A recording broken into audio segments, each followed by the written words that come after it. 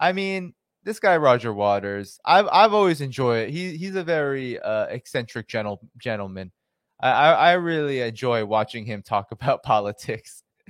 He's definitely got that musician flair, that artist flair. And so he was on CNN recently talking about a whole host of things, including why Joe Biden is a war criminal. And I'm just taking this from Max Blumenthal's tweet. This video went viral. A lot of different people shared it, but Max Blumenthal tweeted it out. And I'm just going to show you what was said, okay? And let me know if you can hear me, because this is a great clip.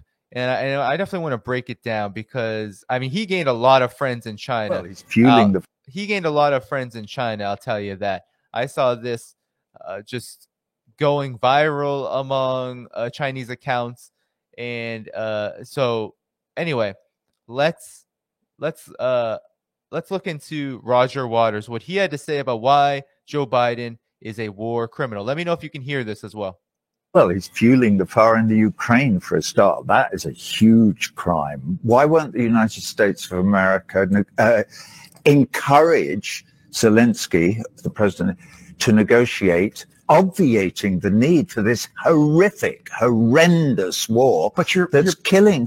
You're blaming. We don't know how many Ukrainians. But you're blaming the party that got invaded. Come on, you've got it reversed. That's you know, any war. When did it start? What you need to do is look at the history, and you can say, well, it started on this day. You could say it started in 2008. Okay, it's basic. This war is basically about the. You can tell that the I forget his name, the interviewer here on CNN. You can tell that you can tell why he was silent about the 2008 reference, because that's an important date.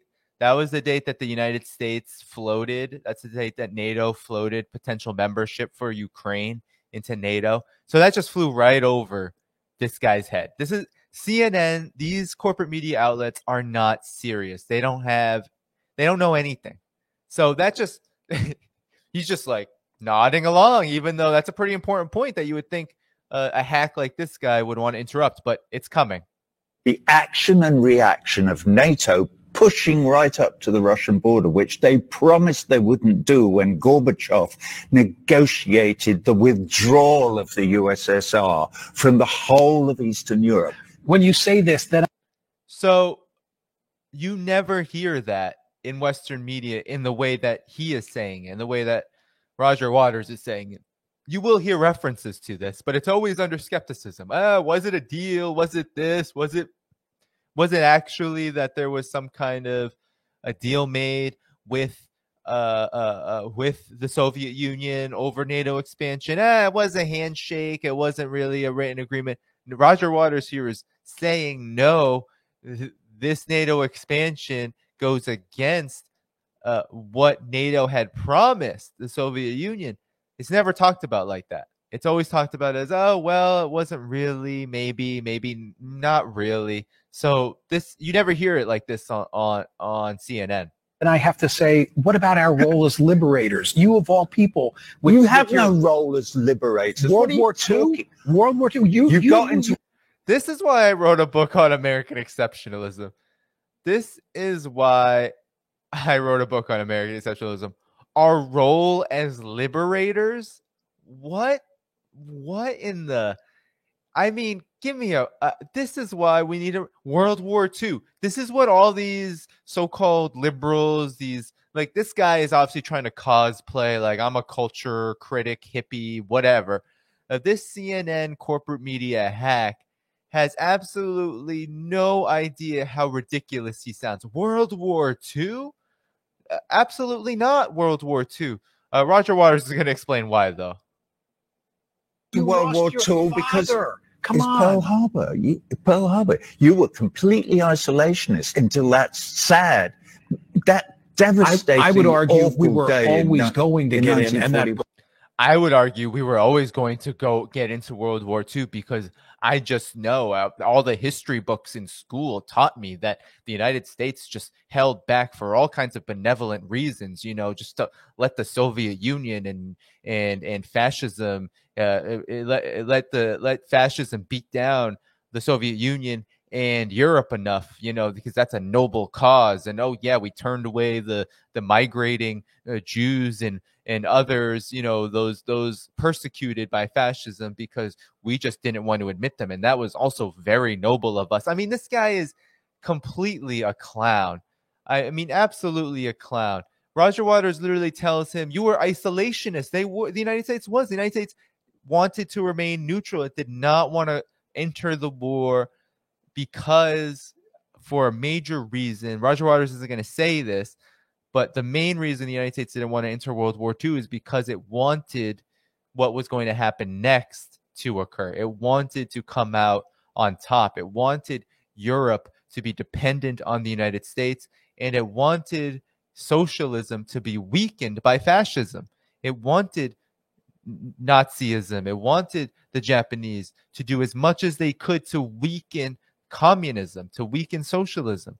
And that's why the United States was weak on both until the very end, and it absolutely did not play a decisive factor in World War II. The war was already determined when the United States entered. It was already determined. Certainly, the United States' entrance was a nothing burger. It certainly sped things up, but it really tried to do that on its own terms. It was not benevolent. Pushed us in. But thank God the United States got in, right? You lost your father in World War II. Thank God the United States. But thank God. How dare you? How dare you cite you lost your father in World War II? Thank God. What? How is that going to even if we just divorce politics from that? You lost your father in World War II. You should be just absolutely thankful. Like, no, absolutely not. If the United States at that time had a military that it built up that could absolutely have been decisive very soon in that war, and it decided not to do it. Decided not to. The United States was one of the least scathed countries in World War I, and one of the least it did not face the same impact as other countries in World War II, which means that it had the capacity, and it just chose not to, because imperialism doesn't enter wars on the accord of the interests of others. It enters wars, it launches wars for its own interests. And that's what, in both world wars, especially World War II, the United States was looking to hedge the whole time. That's why the United States also dropped nuclear weapons on Japan, not because it was decisive in defeating Japan. Japan was defeated. Japan was done. But the United States dropped a couple on Nagasaki and Hiroshima because the Red Army was marching in that direction, and they wanted to show the Red Army, the Soviet Union, what the United States could do afterward. It was all about getting ready for what was to come, which was the negotiations of how the world would look now that Japan and Germany, the so-called Axis powers, the so-called fascist powers, now that they were weakened, and now that they were no longer going to have a leadership role in world affairs. The Russians had already won the bloody war almost by then. Don't forget, 23 million Russians died protecting you and me from the Nazi menace. Hey, and you would think the Russians would have learned their lesson from war. And what? So this guy says, think about this. He says that you think the Russians would learn the lesson from war after losing 20 plus million people in World War II. He's referencing the special military operation. Let's just look at this at face value. World War II, the Soviet Union was fighting fascism, was fighting Nazis, was fighting the potential overthrow of their political system, and probably the entire political order in the rest of Europe as well. So the Soviet Union sacrificed everything to ensure the protection of their society and of their social system, as well as Roger Waters says, the rest of the world, because without the Soviet Union, fascism probably, at least in the form of Nazi Germany, would still be flourishing. So Now we get to this Russia special military operation. This is so interesting. He's saying you learn your lesson. Why would you do a special military operation after sacrificing all those people? Well, because they were fighting fascism. So if Russia felt like it needed to fight fascism again, you wouldn't do it? Like this guy, the CNN hack, is basically saying that fighting fascism isn't worth it. You thought you learned your lesson then. Hey, actually, that just reinforces whatever people think about this narrative of denazification. I actually believe that Russia has absolutely every right to believe that the growth and influence of far-right forces, including neo-Nazism in Ukraine, is a fundamental threat to their interests. I absolutely believe that. I absolutely think that. That's my position. But this guy's making the point. But he's trying to do it in a way that discourages it. So he's in my opinion, he is making it so CNN looks like what they are, which is a mouthpiece and a mouthpiece for empire and essentially cover for fascism. Don't fight against fascism, guys. Learn your lesson.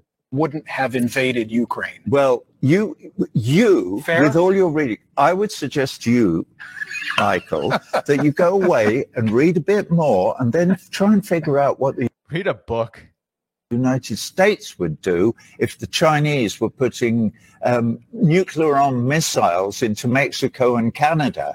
The Chinese are too busy encircling Taiwan as we speak. Okay? They're not encircling Taiwan. Taiwan is part of China. And that face. I want to look at that face again. Roger Waters. That's the face of yeah.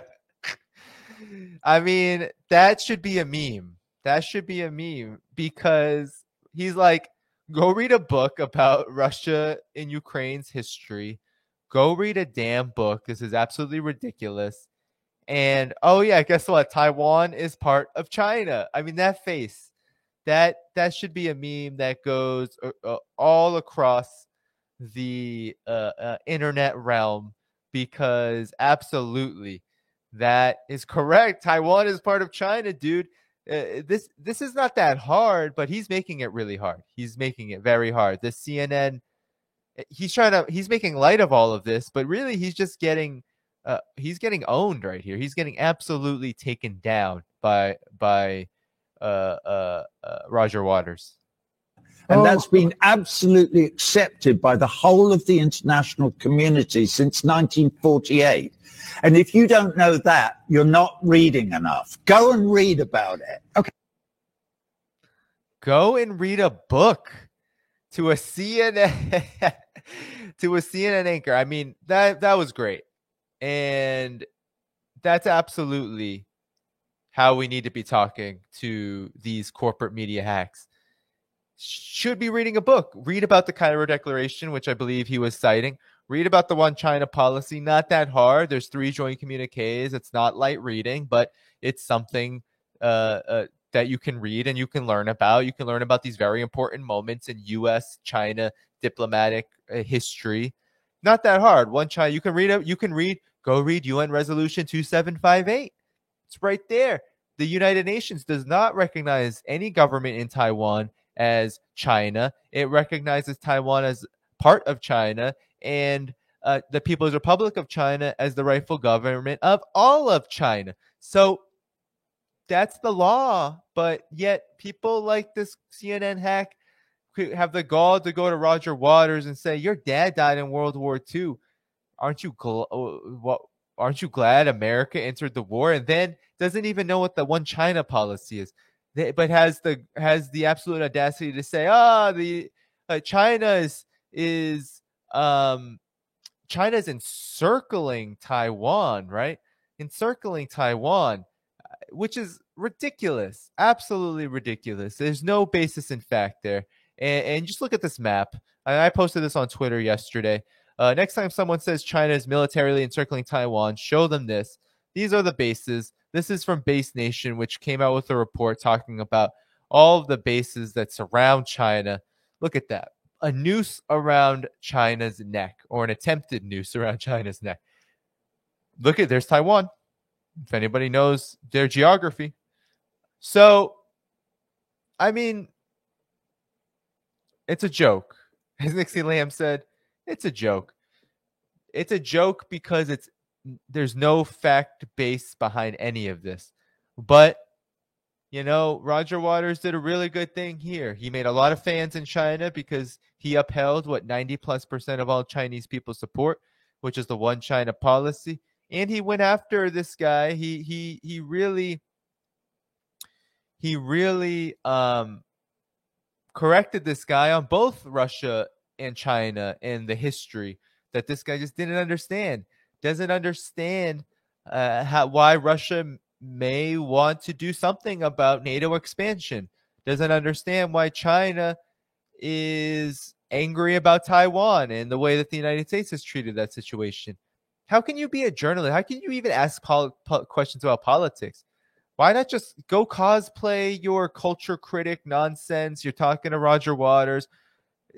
You have if you have nothing to say about Joe Biden's war criminality, then why ask about it, right? Oh, well, you're asking about it because you carry water for Biden and the Democrats and the corporate media and the establishment. Oh, okay. You know, that's what the media is all about, carrying water. I mean, that guy, he might as well just be a press secretary for Joe Biden.